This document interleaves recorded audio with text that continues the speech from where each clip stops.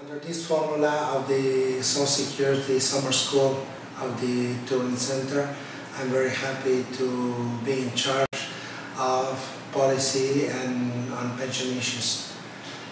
We had the privilege of having in our first meetings the participation of the World Bank, the participation of the OECD, and of course the experts of the ILO and experts from the International Monetary Fund.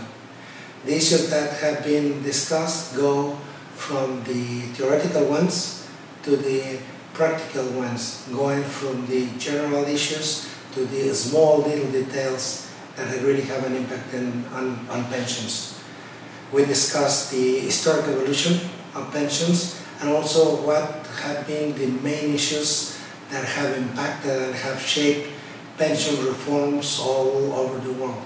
Of course, visions from the World Bank, visions from the IMF, visions from OECD and from the ILO, they have different perspectives and they have several points in common.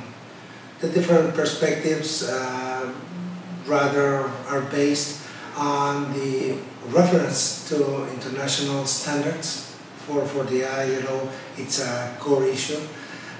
Difference also remain on the participation of workers, employers and government in governments, which are principles which are based in ILO's standards and which really shape the policy recommendations that ILO staff and ILO experts provide to our tripartite constituents all over the world.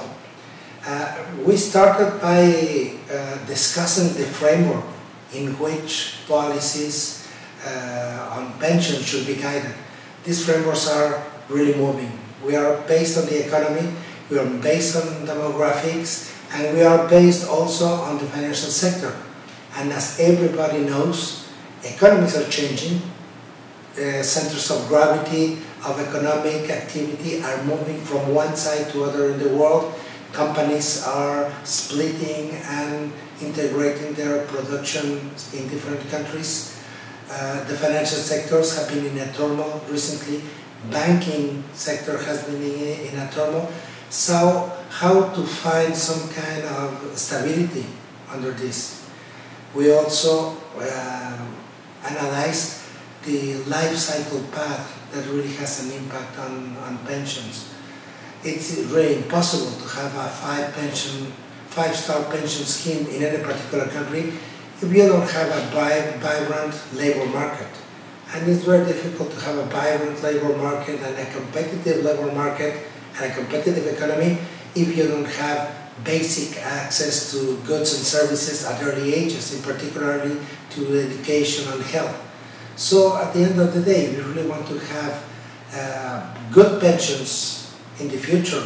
You have to start now by having and providing access to most of the population to healthcare and to basic goods and services. Also, the shape and the activity in the labor market is really important. Compliance with social security schemes, taxes is really important in the financement of pension schemes. We analyze issues regarding also funding and not funding on pension schemes, which are the risk of going in one path or the other. I felt that the general agreement from the different presentations that we had is that you really have to find a mix, the right mix between public and private, between individual and collective, between funding and pay-as-you-go schemes. It really seems that being all citizens, authorities, employers and workers in the same boat of the nation, it really makes sense that they all participate and they find the most adequate formula of pensions for their own country. Of course, they have to be realistic, because one could be the aim in the medium and the long term, but you have to be realistic on what the economy can afford, what workers expect, and what populations also need. So these elements really have to be discussed there has to be a political framework where all the issues are discussed, where technical elements and facts are put on the table. Employers, workers, and governments, through dialogue, they are capable to design and to shape pension schemes that are really affordable, that reach their objectives, and that are sustainable. It's only through dialogue and through facts and doing the necessary sacrifices that these pension schemes will be sustainable and will reach their objectives. In many cases, one would like to reach the objectives very, very soon and very rapidly. And there was an issue that was also discussed during our interventions this week. And the issue is you have to go little by little, you have to go step by step, you have to take the right decisions, but you also have to ensure continuity. And how to ensure continuity in when governments will change, when leaders will change. The answer once more that came out in all the discussions is through dialogue. Workers' representatives, employers' representatives will stay there. A medium and a long-term plan must be there. Facts and figures must be there. And supervising our pension schemes must be part of the system. We went to the very small details of pension schemes, even going as far as the mortality tables that are used. If we were going to have mortality tables by gender for men and for women, or we were going to have unisex mortality tables. This might be crucial because there's always a gender issue.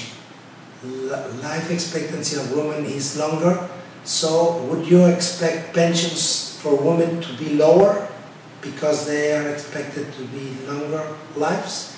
Or would you expect that there's also a male-female solidarity in this sense?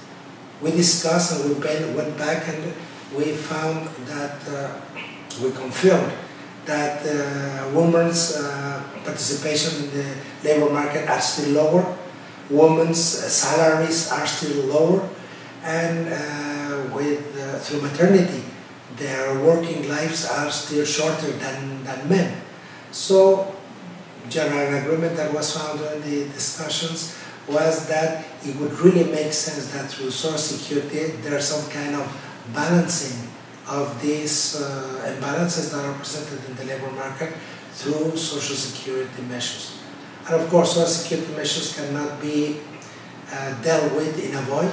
There has to be an institutional arrangement, there has to be administrative arrangements, governance, and an adequate legal framework are really paramount for the guidance of pension schemes.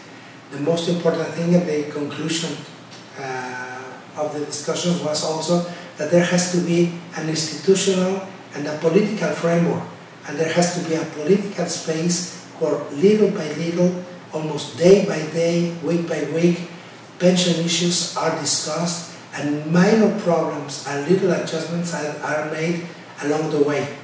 You shouldn't wait, and countries shouldn't wait before there's a big crisis and then take harsh measures in their own countries. It's better to adjust, modify, dialogue, and correct possible issues on the pension side when they are still small. So I think that students and participants to the courses, they got a wide vision of the different responses in developed countries, in developing countries.